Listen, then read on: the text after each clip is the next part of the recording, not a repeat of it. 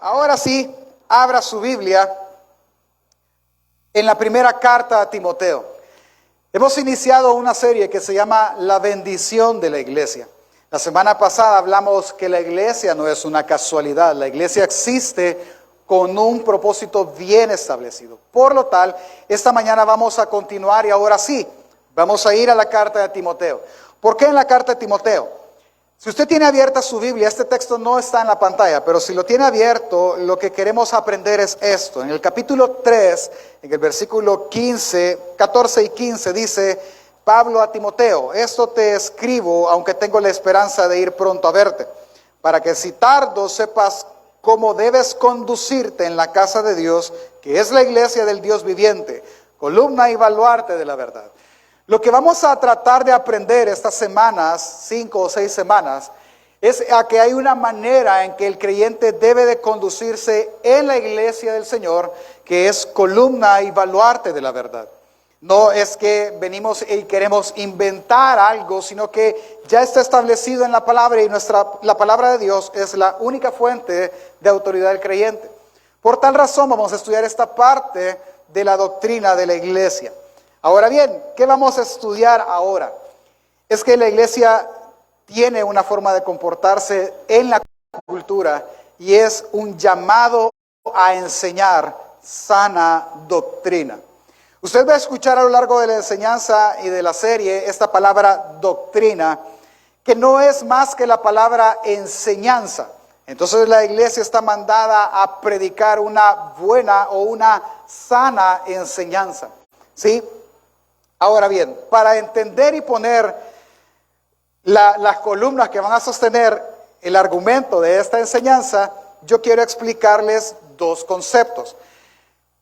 Uno, el concepto es deconstrucción. ¿Qué es eso, pastor? ¿Qué es deconstruir? Esa es la palabra como técnica bien bonita y uno puede decir, tiene un léxico más grande. Pero la palabra deconstruir es parecido a la palabra modificar, es decir, es deshacer algo y luego volverlo a hacer con leves modificaciones. Como por ejemplo que, mire, para que lo podamos entender, piense en un vehículo. Un vehículo ya tiene una forma, ¿sí? Tiene una forma establecida, un chasis establecido, etcétera. Pero hay personas que se dedican a desmantelarlo y luego lo vuelven a armar con modificaciones significativas. Lo hacen más alto, más bajito, le hacen otros adornos. Eso es parecido a la deconstrucción. Solo que la palabra deconstrucción implica destruir algo y luego construirlo de nuevo con modificaciones significativas, pero estamos refiriéndonos al pensamiento. Y eso es lo difícil del entendimiento de esta palabra. Se lo voy a enseñar con un ejemplo que muy probablemente nosotros no nos hemos dado cuenta, aunque cuando lo digamos vamos a decir, hey, cuidado con eso. ¿Cuál es el concepto? Por ejemplo, aprendamos el concepto del matrimonio. ¿Qué dice la Biblia? Obviamente tiene su significado, que es la unión entre un hombre y una mujer, ¿sí? Y es una creación de Dios. Pero dejamos la Biblia ahí para el final. Veamos lo que la cultura dice. Ok, por ejemplo, el artículo 11 del Código de Familia de nuestro país dice que el matrimonio es la unión legal de un hombre y una mujer con el fin de establecer una plena y permanente comunidad de vida. ¿Cuándo fue escrito esto o modificado? En 1994. ¿Sí? ¿Cuántos ya habíamos nacido? Todos existíamos. En el 94 definieron de esta manera.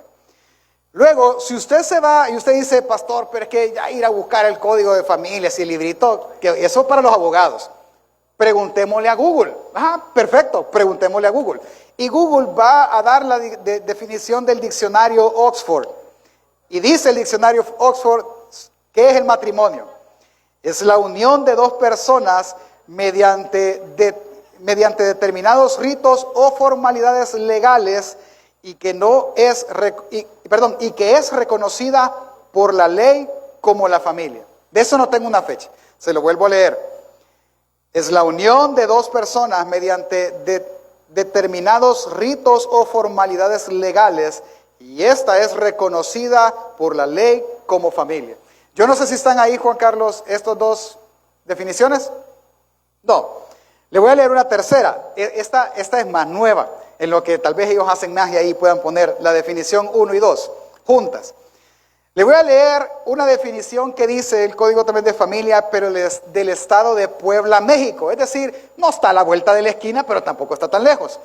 Dice, escuche bien lo que ellos dicen: la legislación mexicana continúa en constante actualización, junto con sus estados como el estado de Puebla, con sus más recientes modificaciones al artículo 294, que se llevó a cabo el 3 de noviembre de 2020, hace un poquito más de 2 años, que establece que el matrimonio es un contrato civil por el cual dos personas se unen voluntariamente en sociedad para llevar una vida en común con respeto, ayuda mutua e igualdad de derechos y obligaciones.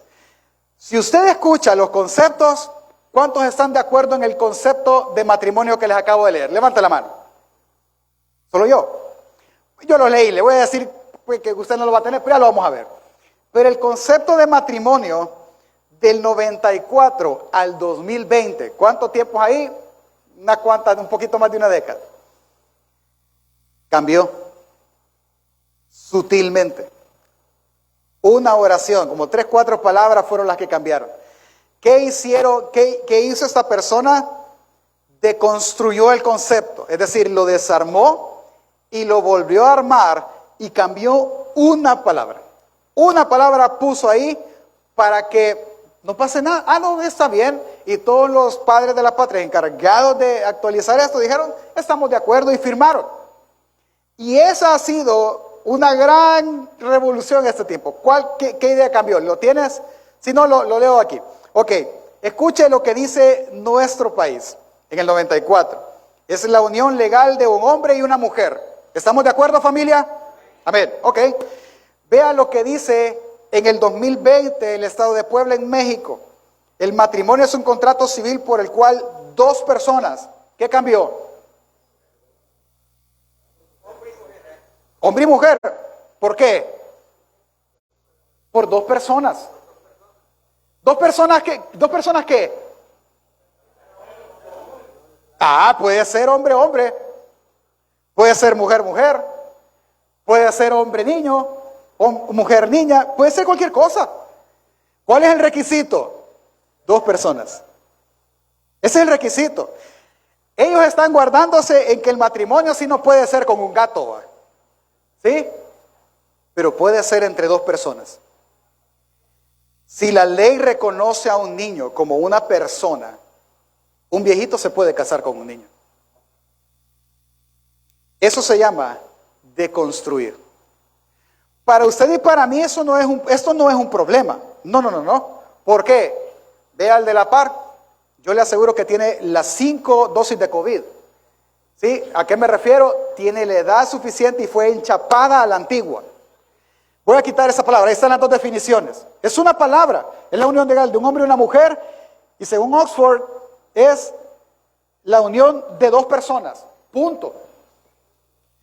Como usted y yo estamos enchapados a la antigua, nosotros vamos a saltar. ¡Ey! Pero de dos personas cualquiera. Pero pregúntese de aquí a unos 15 años, un niño que ahora está en Kinder 5, en 15 años va a estar casi por entrar a la universidad y va a leer. Es la unión de dos personas. Estos dos hombres se unieron, ese es matrimonio. Y el matrimonio es reconocido como la familia. ¿Qué empezaron a destruir? La sociedad misma. Deconstruyendo un simple concepto. Uno. ¿Sí? Ahora, usted y yo, los que ya tenemos alguito de edad, cuando nos mandaban a investigar palabras, usted agarraba un diccionario de papel, Larouche, ¿verdad? Y ahí iba usted a tal cosa. Y nosotros crecimos no crecimos con la internet. En el camino descubrimos el internet. Y sabemos que el internet tiene cosas muy buenas, pero también tiene cosas muy malas. Tiene verdades muy buenas, pero tiene mentiras terribles. Desde la foto de perfil de algunos de nosotros, ¿va? O sea, que son más falsas que las mentiras, ¿va? El montón de filtros, ¿sí? Pero si usted le pregunta a un adolescente ahora, ¿de dónde saca él sus tareas? ¿A dónde cree que va? A internet, copiar, pegar, cambiémosle formato, borrémosle palabras y ya tengo el trabajo de mi tesis de 5 años en 10 minutos. Eso hacen. Y empezaron a crecer creyendo que el internet es 100% verdad. Con mi esposa tenemos ciertos años de diferencia, ¿sí? Y mi esposa cada vez que hay un tema médico, ¿qué cree que hace? El internet. ¿Qué es tal cosa? Y yo siempre le digo, ¿y tú estás segura que eso lo escribió un médico? ¿Estás 100% segura que eso es certificado de un médico? No, me dice, entonces para eso tú tenés un médico, pregúntale al médico.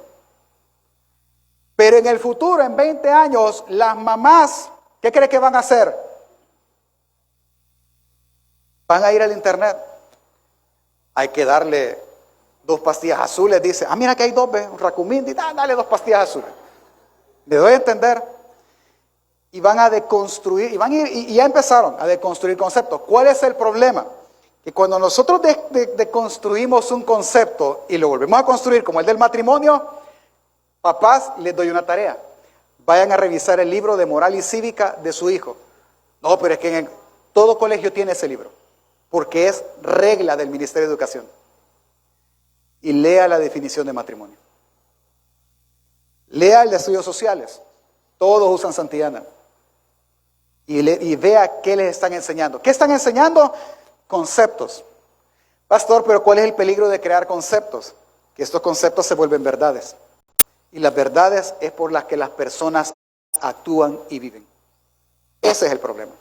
Hermano, esto empezó hace 15 años. Hoy lo estamos viendo. Hoy salió a la luz. Porque ya lo vemos aprobado y escrito.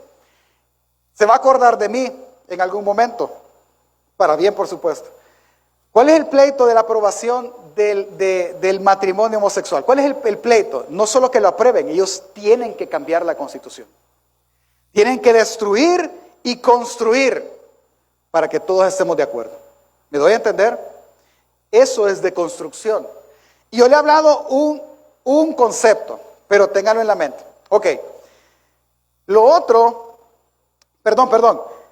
Al deconstruir, por eso es que hoy tenemos estas discusiones, que no existían antes, discusiones como legales, hermano. Estamos hablando en contextos legales, de importancia. Discusiones como legalizar drogas. ¿Cuándo se iba a hablar de legalizar drogas, hermano? Pero deconstruyeron el concepto, lo volvieron a construir, haciendo ver, por ejemplo, que la marihuana ya sabía que usted de venta legal, ¿verdad? ¿Cuántos usan marihuanol? ¿Me doy a entender? Yo espero que untado, hermano, realmente. Eso es lo que yo espero. ¿Sí? El uso legal de drogas, el matrimonio entre las personas del mismo género, igualdad de oportunidades, discriminación, aborto, adopción de parte de hombres o de matrimonios de hombres. Todo eso son discusiones reales que ahora estamos viviendo. ¿Cuál es el peligro? Que todos estos conceptos luego van a ser enseñados. Y ese es el número 2. El concepto número 2 que usted tiene que aprender hoy para poder poner la base de nuestro argumento es acerca de la enseñanza. Yo sé que en medio nuestro hay maestros que enseñan y es una tarea, hermano, titánica. O sea, de verdad, si usted nunca ha agarrado un grupo de 40 niños a quererles enseñar cuánto es 2 más 2, usted no sabe enseñar. No sabemos enseñar. Con que con uno, hijo, hacer las planas, es que, ¿por qué pones esto? Y a borrar y rompe la hoja usted y gran cola. Se puede imaginar con 40. Es terrible. Ahora, la enseñanza es comunicar un conocimiento, ideas, experiencia o habilidades y que la otra persona pueda aprender. Eso es lo que nosotros entendemos. Pero en el contexto bíblico, la enseñanza es esto.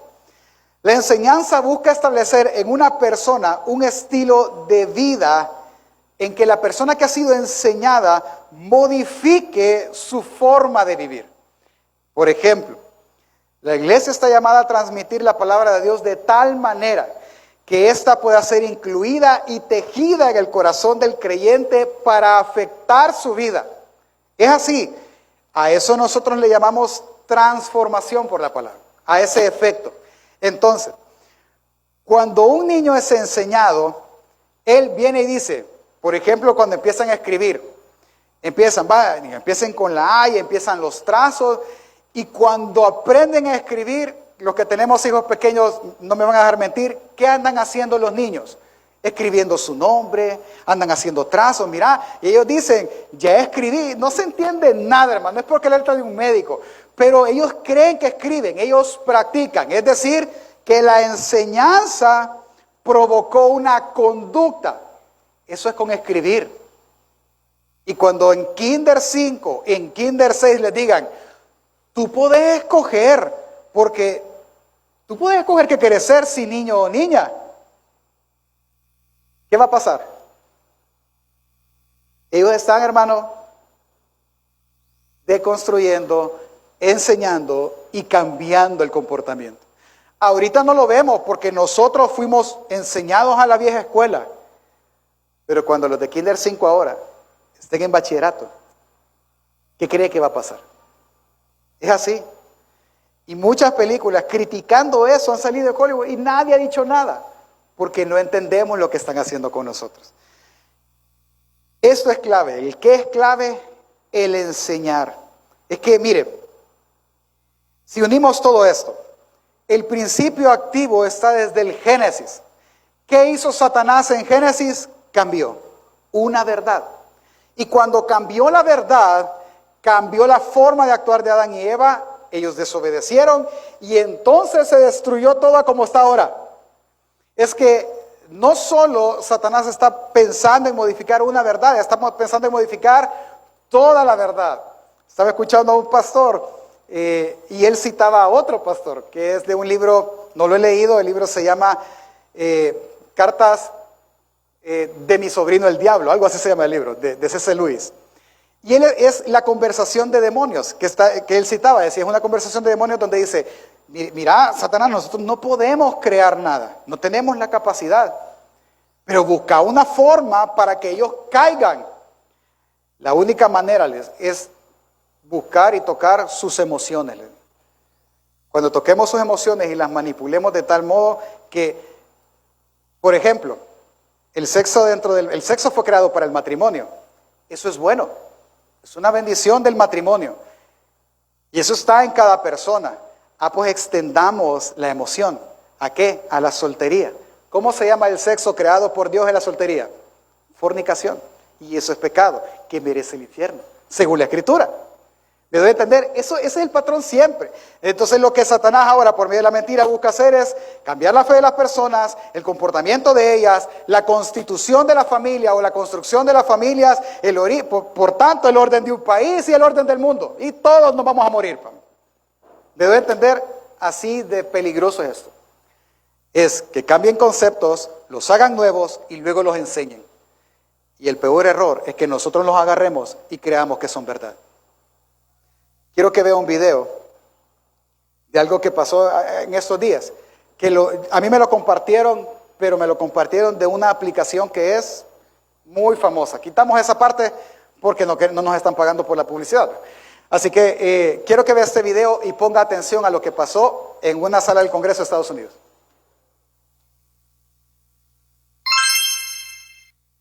No, y hoy son dos. Sí, hoy son dos. Bueno, vamos allá. Lo tengo en horma ya.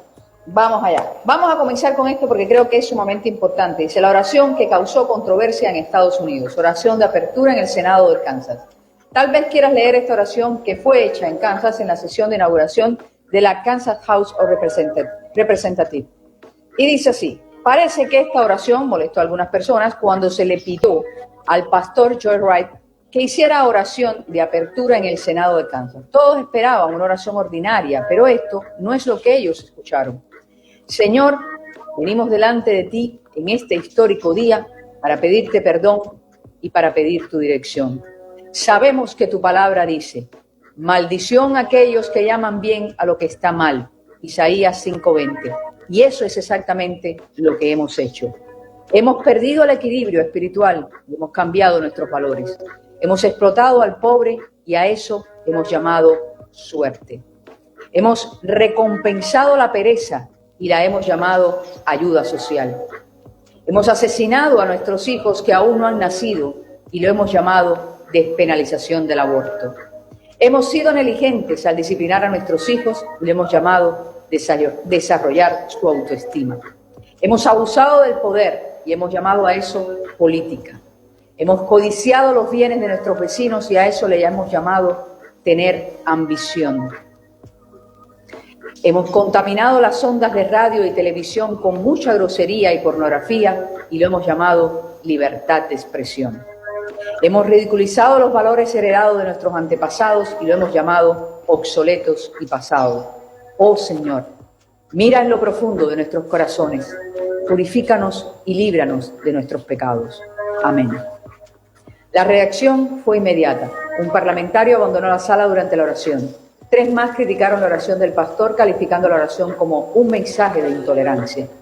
Durante las 6 semanas siguientes, la Iglesia Central Christian Church, donde trabaja el pastor Wright, recibió más de 5.000 llamadas telefónicas en las cuales solo 47 fueron desfavorables.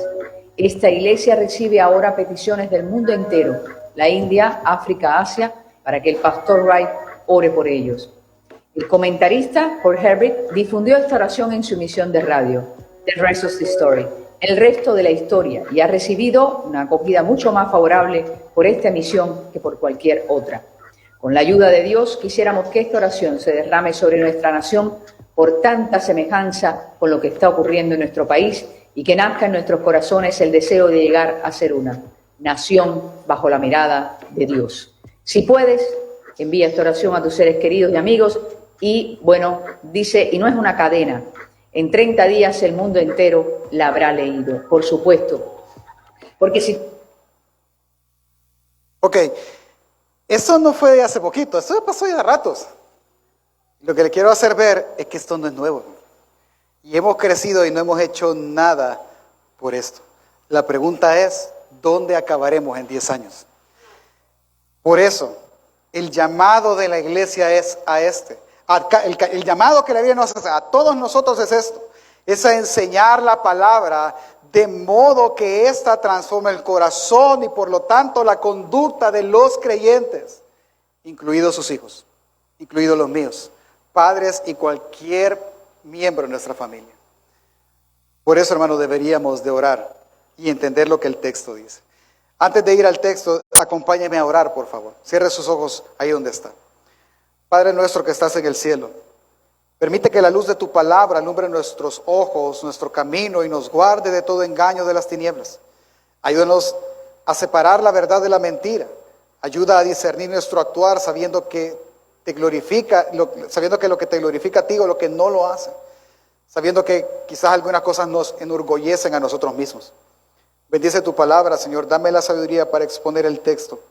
Dale la sabiduría a mis hermanos también para entender el llamado al cual tú nos llevas, Señor, y nos haces.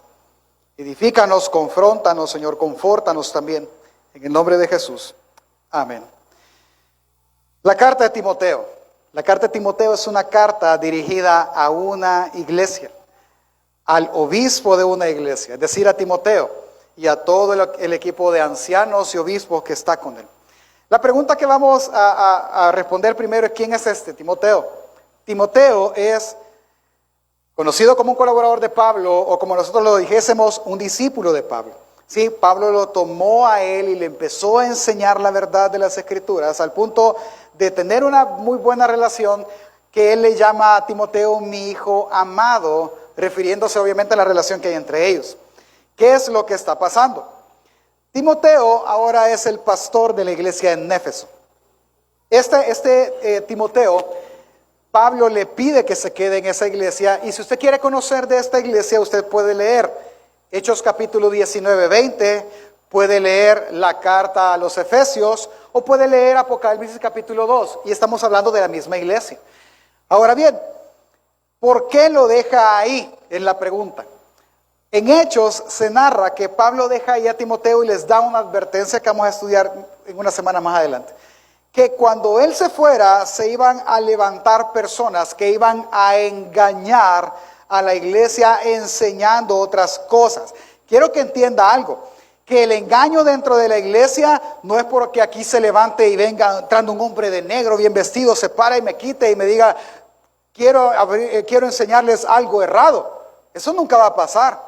En la iglesia se va a parar, por ejemplo, cualquiera de en medio de la congregación va a ser influyente, va a estar sirviendo y de repente se para y él va a enseñar sin decir nada algo errado.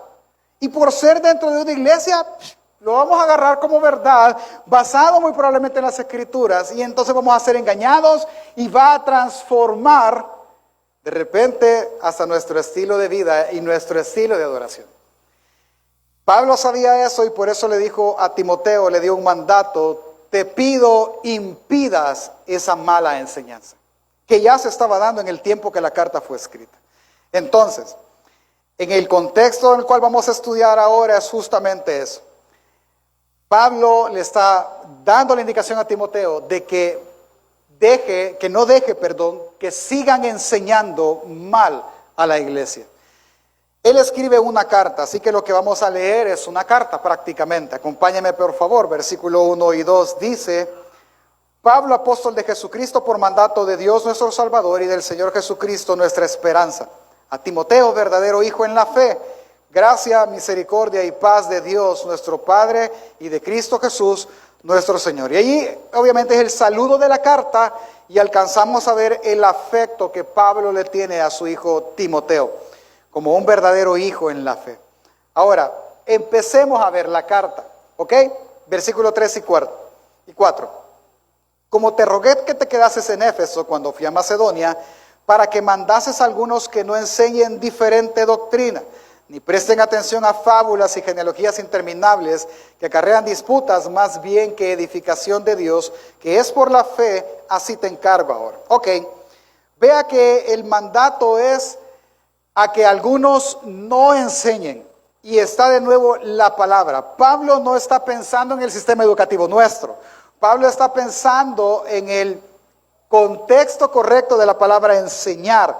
Él está pensando que si estos falsos o malos maestros siguen enseñando, lo que van a cambiar es el comportamiento de la iglesia, que es la casa de Dios, que es columna y baluarte de la verdad. Capítulo 3, versos 14 y 15. Entonces, no, Timoteo, deténlo, porque si ellos siguen enseñando, se perderán, negarán la fe. Al punto, pastor, y esto ya entró a la iglesia, ya vamos tarde, hermano. En Estados Unidos hay iglesias que celebran el Día del Orgullo Gay y les dice: ven que Jesús te acepta tal como tú eres. Y vimos la semana pasada un video de un fulano que es transgénero y ahora él ya predica y Dios le habla. No sé qué Dios, pero el de la Biblia no es. Me doy a entender. Es que eso no es nuevo tampoco. Si cambia la fe, si cambia el comportamiento, sin duda la iglesia será dañada. Por el tiempo, lo puede leer usted rapidito ahí, versículos 18 y 20. Pablo le dice que ya ha sido la iglesia afectada al punto que Himeneo y Alejandro, maestros que estaban en esto muy probablemente, ya desecharon su fe, perdieron su conciencia, y él ocupa esta palabra muy bonita, naufragaron en cuanto a la fe. Así que lo hemos entregado a Satanás. Esa entregado a Satanás es que los hemos sacado de la iglesia. ¿Para qué? Para que no sigan haciendo daño, pero también que ellos entiendan que están mal. El fin siempre es la restauración. Así que, Timoteo, que ya no enseñen así. Ya no permitas que sigan enseñando así, no permitas que esto esté cambiando de esta manera, porque la iglesia está aprendiendo mal y se va a perder. Esto no trae edificación. No permitas que presten atención a estas cosas. En ese momento eran fábulas y genealogías que no edificaban. Eran historias y leyendas basadas en el Antiguo Testamento que no edificaban a nadie. Así que, Timoteo, hazme un favor. Cállalos. Que no hablen y enseñen. Entendamos el concepto, hermanos, en esta época, no es quizás como la nuestra de que, por ejemplo, en esta iglesia local, el que más predica soy yo. O el único casi. No, porque los martes me ayudan otros. ¿Me voy a entender? El problema es que si, digamos acá, rotáramos entre 3 y cada uno empezara a predicar y cada fin de semana, muy probablemente alguien puede errar sin intención o con intención, no sabemos. y puede engañar a la iglesia y puede afectar el comportamiento de la iglesia y la fe de la iglesia y toda la iglesia en general. En ellos sí se daba. Muchos obispos, muchos pastores, muchos diáconos y enseñaban. Ese era el problema. Entonces, Timoteo, no permitas que ellos enseñen. Y lo segundo es, no permitas que la iglesia oiga. Porque si ellos oyen, entonces está mal. ¿Sí? ¿Cómo vamos a impedir que la iglesia oiga? Pues enséñale verdad. Y que ellos aprendan a distinguir qué es verdad y qué es mentira. ¿Sí? Y cuando hay un tema pues que se sale del control quizás de las ovejas, entonces tú intervienes y enseña verdad. Es que ese es el punto, es guardar de esa manera con la verdad la iglesia. Veamos una de las cosas que ellos estaban haciendo mal. Versículo 5, capítulo 1, siempre, él va a aclarar algo. Dice, debes de hacerlo así. Perdón, voy a leer otra versión, si usted me acompaña en la pantalla, voy a leer la versión NBI, capítulo 1, versos 5 al 7. Debes de hacerlo así, el evitar la enseñanza, para que el amor brote de un corazón limpio, de una buena conciencia y de una fe sincera. Algunos se han desviado de esa línea de conducta y se han enredado en discusiones inútiles. Pretenden ser maestros de la ley, pero en realidad no saben de qué hablan ni entienden lo que con tanta seguridad afirman. Primero, el propósito del mandamiento es que cuando se enseñe verdad, del corazón que escucha brote un amor limpio, un amor con buena conciencia. Alguien que desee decir, ok, esto me han enseñado, yo veo que es verdad, entonces yo debería de caminar así. Eso era el tema en la cultura en el Antiguo Testamento. Enseñaban los 10 mandamientos desde pequeños. El primer mandamiento que los niños aprendían era uno, la Shema, el Señor nuestro Dios, el Señor es uno. No hay otro Dios, hijo. ¿Estamos? Sí. Seguía. Mira, papá, ahí están los Baales. ¿Cuántos dioses hay, hijo? Uno hay, tranquilo. Eso no es un Dios. Y él tenía que seguir así. Eso es la enseñanza. Pues viene Pablo y le dice, lo importante es que la enseñanza pegue en el corazón y que ella, la enseñanza, la verdad, transforme el corazón y me haga a mí caminar rectamente. Esa es la intención del mandamiento. Por ejemplo, esta gente le dice, quieren ser maestros de la ley y no entienden ni siquiera la ley. Le voy a hacer la pregunta a usted. Pensemos en los 10 mandamientos. ¿Son malos, sí o no? ¿Es mala la ley, familia? Con duda algunos dicen, quizás no, pues. Algunos otros no dijeron nada y quizás digan, quizás sí. La pregunta es, de nuevo, ¿qué dice la Biblia? Entonces Pablo, ante ese sistema, ante ese punto, él va a responder. Y él dice, versículo 8 al 11. Pero sabemos que la ley es buena.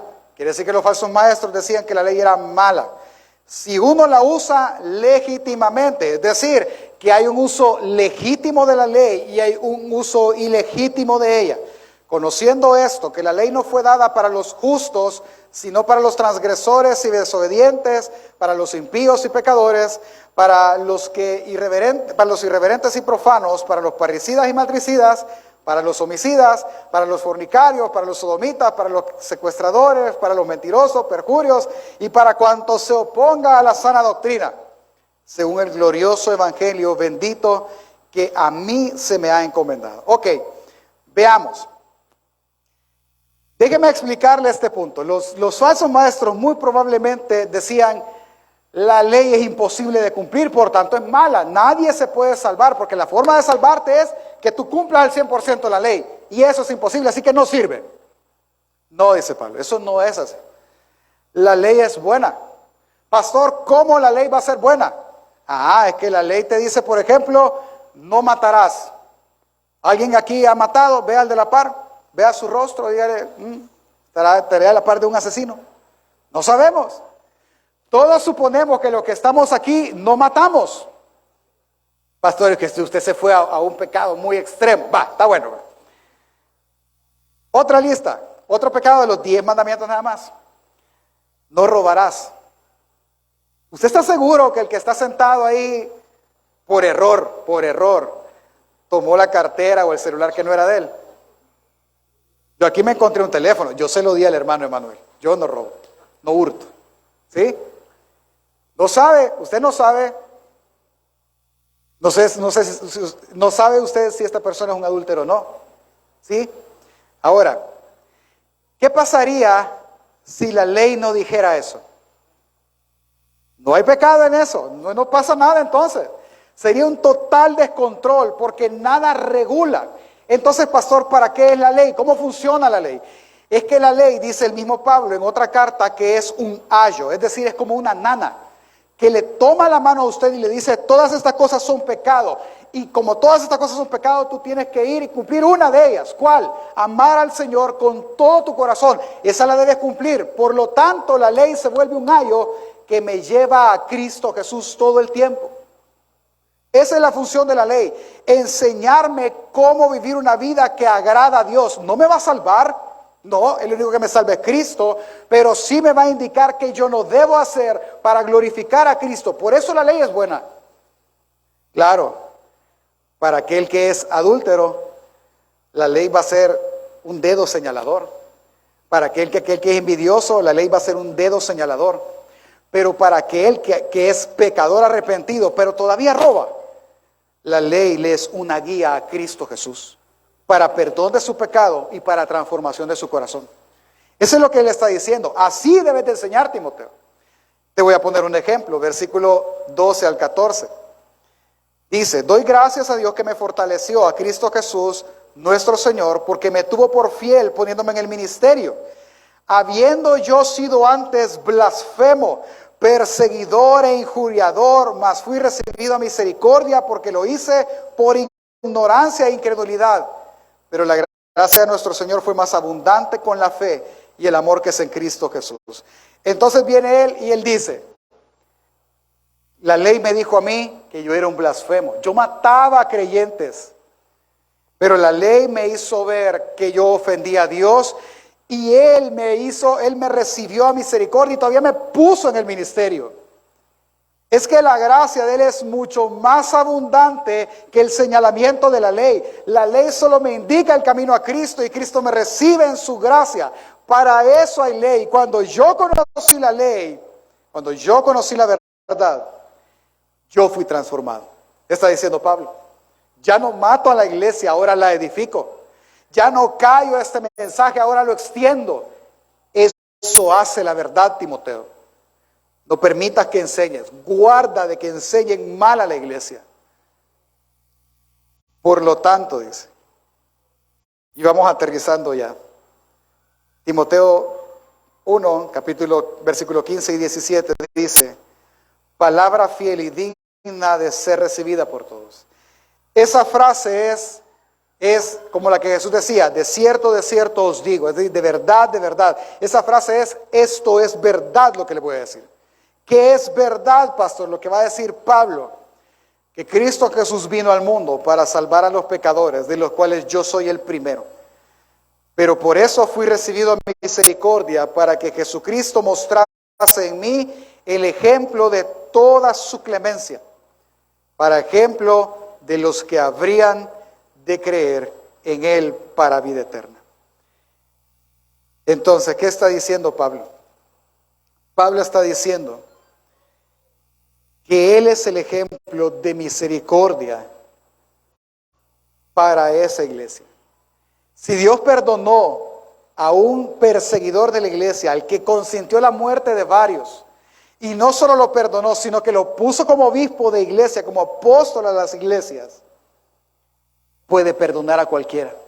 Y si su verdad transformó la vida de un pecador tan grande como él, puede transformar la vida de cualquiera.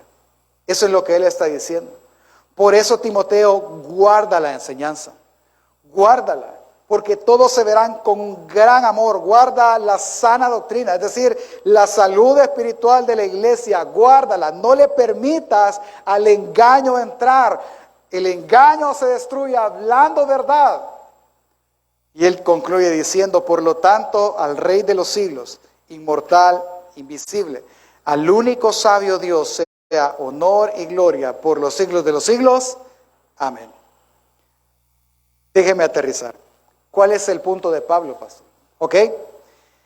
El punto de Pablo es, primero, la mala enseñanza va a corromper a la iglesia. La mala enseñanza traerá corrupción a las personas que componemos la iglesia. No va a destruir un nombre. Esto, familia, gracia y misericordia para todos. Esto, de hecho, va a ser un nombre legal, pues. O sea, es un requisito legal para este país, pero la iglesia es usted. Nosotros que nos reunimos cada domingo, puede ser que nos reunamos aquí, puede ser que nos reunamos en el parque, no importa, nosotros somos la iglesia. La mala enseñanza destruye la iglesia. En palabras nuestras, en palabras más actuales, una mala teología corromperá nuestras buenas costumbres.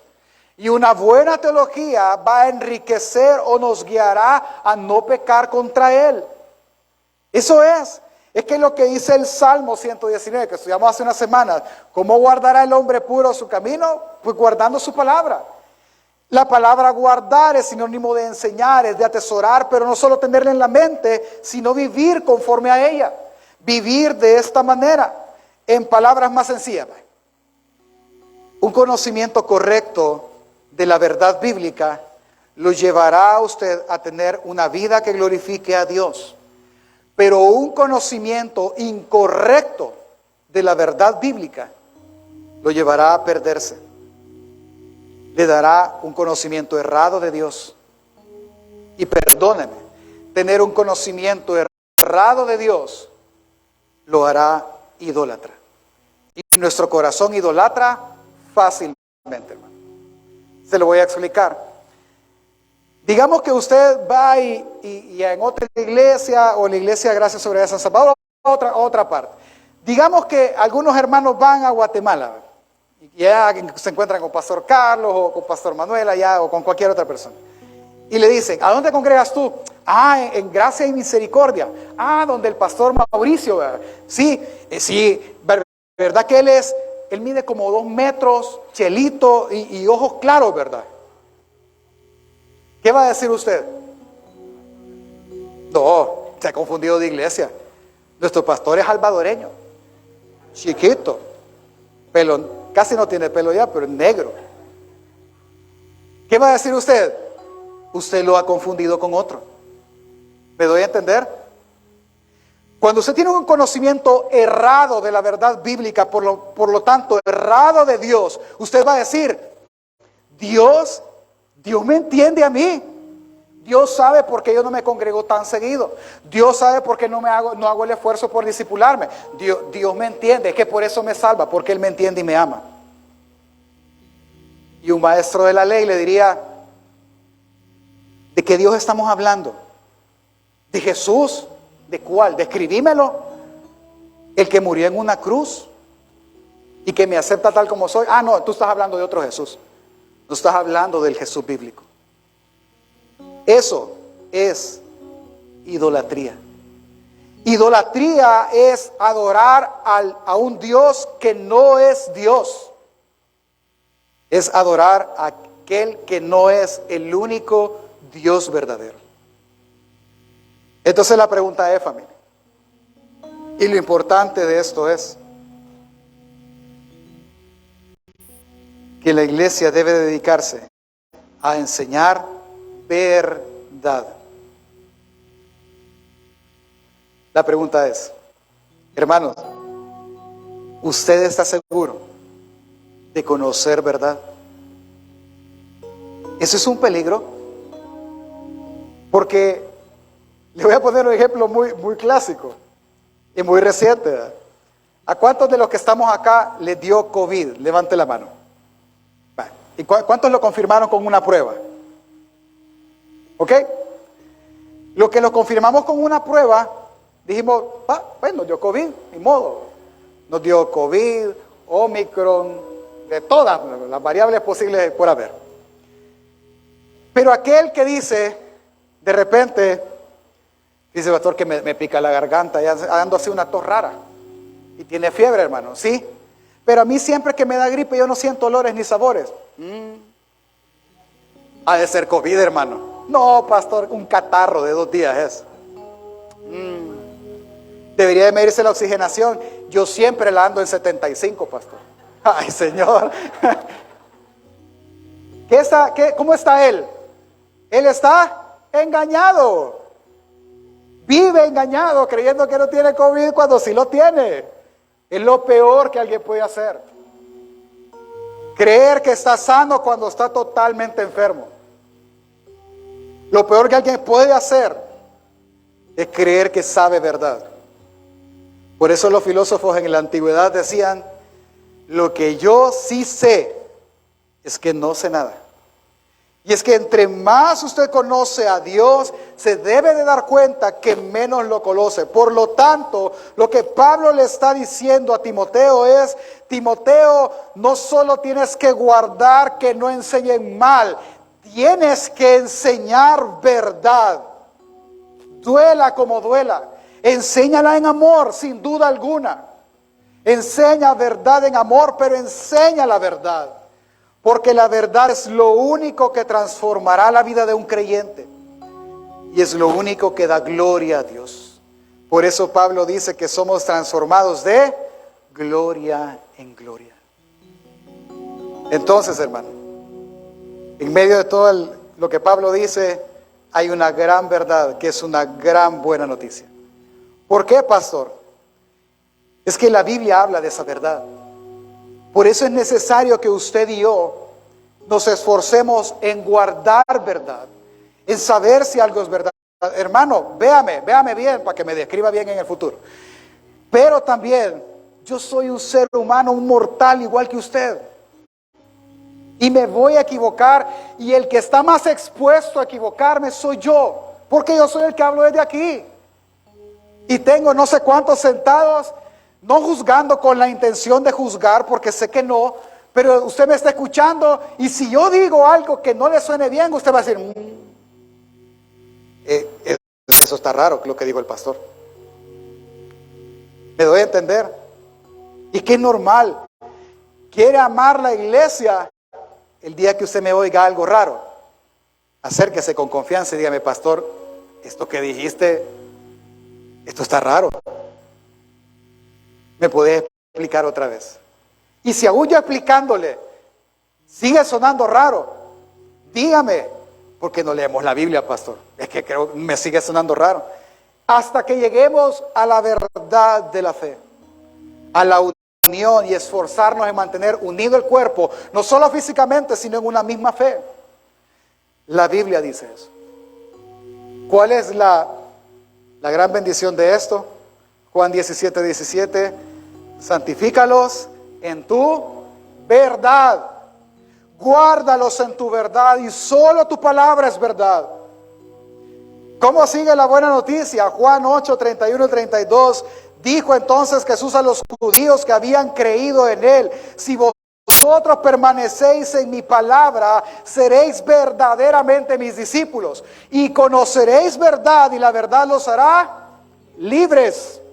Es que, ¿libres de qué, pastor? Libres del yugo de la esclavitud del pecado, libres del yugo de lo pesado que es lo esclavizante de la religión, libres de la salvación por obras, libres de sentirnos reprobados por cada pecado cometido o sentirnos con culpa por cada vez que fallamos, y nos permitirá sentirnos con nuevas oportunidades por la gracia de Dios, libres del viejo hombre y de todos sus deseos. ¿Qué hace eso, pastor? La verdad. Y la conoce aquel que verdaderamente es un discípulo. ¿Cómo lo hace? Podría preguntar alguien.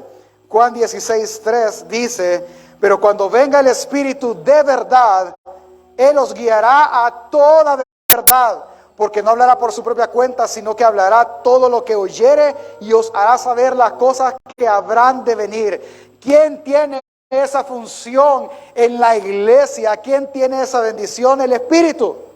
El Espíritu que tiene aquel pecador arrepentido, dice la palabra, lo acabamos de leer, que lo va a guiar a toda verdad. Señor, yo no sé si esto es verdad o mentira, ayúdame. Muchos a veces decimos esta palabra, discernir. Discernir se oye, no sé, como digerir, ¿verdad? Algo similar. Pero simplemente es apartar, es dividir. Hay que discernir la verdad, es decir, hay que apartar lo que es mentira y tomar nada más lo que es verdad. Eso lo hace el Espíritu lo inclina a la verdad. Porque Él, pastor, Juan 1:17 dice, pues la ley por medio de Moisés fue dada, pero la gracia y la verdad vinieron por medio de Jesucristo. Es que toda esta verdad es traída por Cristo Jesús, que por pura gracia y misericordia ahora habita en nuestros corazones. ¿Cuál verdad, pastor? La verdad que el Padre lo envió a salvar pecadores. Tú has pecado, Dios ha venido a salvarte a ti. Tú has cometido pecado tras pecado tras pecado. Él puede perdonar pecado tras pecado tras pecado, porque cuando abunda el pecado, sobreabunda aún más la gracia. La verdad de la resurrección es que el que hizo resucitar a Cristo Jesús, hará resucitar a su debido tiempo a todo pecador arrepentido. La verdad de tener esperanza de que Jesús fue a preparar un lugar para que nosotros podamos estar con Él. La verdad de que Él regresará por aquellos que nos hemos arrepentido. Y sus vidas serán totalmente transformadas por ella. La verdad que dice que no moriremos eternamente, sino que resucitaremos. Y la verdad que dice que seremos transformados de gloria en gloria. Que un día estrenaremos este cuerpo del cual nos quejamos todo el tiempo. ¿Sí? Yo siempre se los he dicho y en amor se los digo. Ve al de la par así descaradamente. Dígale, has venido a una iglesia enferma. Dígale. ¿Cómo así, pastor? Sí, enferma del colon, enferma de la cabeza, enferma del estómago, de todo, de todas las enfermedades tenemos. Nosotros fuéramos un buen estudio clínico. Sí, de todo. Y entre más años cumplimos, más dolores nuevos estrenamos. Es que, ¿sabe cuál es la esperanza para una iglesia como nosotras? Que la Biblia, que es verdad, dice que un día nuestros cuerpos serán transformados y tendremos un cuerpo semejante al de la gloria de Cristo Jesús. Cero dolores, hermano. Páseme ese lapicero que se me cayó, se va a tirar, va a dar vuelta y va a saltar y se lo va a dar al hermano. Sin dolor alguno. Sin pensar me voy a quebrar. Nada. Eso es verdad. ¿Y sabe qué más es verdad? 1 Timoteo 1:15 dice, palabra fiel y digna de ser recibida por todos. Cristo Jesús vino al mundo para salvar a los pecadores, de los cuales yo soy el primero. Tú eres un pecador, hay una verdad que no debes de ignorar. ¿Cuál? Él vino a salvarte. Él vino a transformar tu vida y a darte vida en abundancia. Y la contraparte de esta verdad es que la iglesia y el mundo entero necesita conocer verdad, familia. Por lo tanto, el llamado para ti y para mí es a enseñar la palabra de Dios de modo que ésta transforme el corazón primero de nuestras vidas, de las vidas de los que nos rodean, y que ella y solamente ella transforme la conducta del creyente. Yo no sé en qué momento la iglesia creyó que el propósito del evangelio era hacerte próspero. Yo no sé en qué momento la iglesia creyó que puede ganar el favor de Dios haciendo y pactando con Dios, como si Dios necesitara de algo que tú y yo tenemos para darte un beneficio. Yo no sé en qué momento la iglesia creyó que el evangelio trata de estar viendo del bienestar del hombre y no de la gloria de Jesús. Yo no sé en qué momento la iglesia creyó en cosas que la palabra no dice, mucho menos enseña. No sé, pero hermano, estamos en medio de esto. La iglesia es columna, es sostén de la verdad y es defensa de la verdad. Por lo tanto, la iglesia está llamada a aprender, a guardar y a enseñar verdad. La pregunta es, ¿la conoces? Si no la conoces, tienes lo que Dios te permita vida para conocerla y una vida eterna para terminar de conocerla. Nunca nos alcanzará el tiempo, pero debemos de pensar hoy. Es interesante que el padre de toda mentira siempre ha querido transformar la verdad en mentira. Y nos ha enseñado diciendo, es que no hay verdades absolutas, pastor. No lo hay, excepto esa. Diciéndonos que para lo que para ti es verdad, para mí no lo es. Lo que para ti conviene, para mí quizás no. Quizás el cristianismo para ti conviene, pero para mí no. Entonces, Satanás ha ido constantemente haciendo en la iglesia esto. Al punto que nos ha enseñado en cómo criar a nuestros hijos. A mí me da risa ahora cómo se refieren a esta generación. Esta es la generación de cristal. Todos ganan, nadie pierde. ¿Sí? Hay que tratarlo con cariño. Se cayó el niño, corren 10 a traerlo. Yo iba con mi hijo a uno de los entrenos que él tenía y estaba con otro pastor amigo. Y siempre los mirábamos jugar y cuando se golpeaban, se caían y el gran relajo y todos se detenían viéndolo y levantándolo y todo. Yo le decía, a estos muchachos les hace falta calle, le dije, déjenlo en el suelo y no está muerto, sigan jugando hasta que el árbitro pite. Se quiebran con cualquier cosa. Todo es así. Les enseñaron mentira. Les enseñaron que lo más importante en esta vida son ellos. ¿Quién cree que nos enseñó a criar a nuestros hijos así? La Biblia no. La Biblia dice que la vara no lo va a matar. Pero ¿qué dicen los psicólogos? ¿Qué dice la ley de educación? Que ni con el pétalo de una rosa. Preso lo pueden meter si usted agarra una vara y lo golpea. ¿Me doy a entender? Es que Satanás se metió en cómo hacer negocios también. Hacer negocios por debajo de la mesa. Al punto que todo tiene que quedar escrito hasta lo más mínimo. Porque si no, me pueden tomar el pelo. Porque Satanás enseñó a hacer. Nos enseñó a conseguir empleos así. Nos enseñó a ser más sagaces, más astuto como él era astuto. Nos enseñó aún a arreglar el matrimonio. No, hermano, esto no es así. No debería de ser así. Por lo tanto, aprende, guarda y enseña la Escritura. Póngase de pie, terminemos. Déjeme decirle algo. Nunca creí que yo iba a usar esta frase, pero siempre se llega. Voy a hablar como mi papá. Muchos de los que estamos acá ya recorrimos mucho tiempo. Es decir, mi papá decía, nosotros ya vamos de salida, hijo.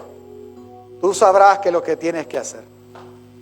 Y esa frase me resuena y ahora que lo veo a ambos, yo digo, sí, ya tiene mucho tiempo recorrido ellos. Y sé que un día faltarán. Pues ese es el diseño de Dios. Pero lo que preocupa a un padre es qué van a hacer sus hijos después. Es eso lo que preocupa. A mí me preocupa. A mí me preocupa cómo va a decidir mi hijo mayor cuando yo no lo esté viendo. Cuando su mamá no lo esté aconsejando. No sé qué vamos a hacer. No sé qué ha aprendido él. Que estudien en instituciones cristianas no es garantía de nada. No, yo estudié en una institución cristiana, hermano. Más perdido que cualquier cosa. Es que miren, debiésemos de preocuparnos. Porque usted y yo, un día, por la gracia del Señor, moriremos y estaremos en la presencia del Señor. Nos gozaremos allá y será un sueño, como dice el salmista. Pero nuestros hijos quedarán. Ellos quedarán aquí. ¿Se puede usted imaginar que de repente su hijo le diga, yo ya no soy hombre, yo quiero ser mujer? O que su hija le venga y le diga, no me llames María, llámame Mario. Suena chistoso, hermano. Pero ¿y si le pasa a usted, se reiría? ¿Qué pasaría si de repente su hijo que está padeciendo X cosa venga y le diga, mira mamá, hay alguien que me vende a mi marihuana y cuando él me la da y yo la compro porque es legal, yo me siento bien, fíjate? ¿Qué pensaría usted?